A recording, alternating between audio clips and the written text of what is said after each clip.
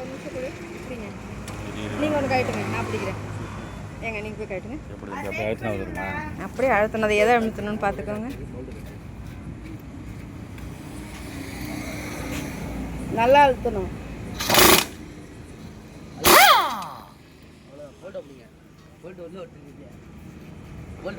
சரி okay, tight பண்ணிவிடு.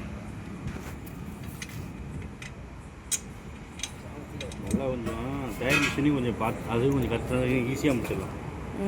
நீங்கள் வந்து ஒருத்தவங்க ஜாக்கை போட்டு ஒருத்தவங்க கழட்டி விட்டுறணும். அந்த ரொட்டேஷன் தானே.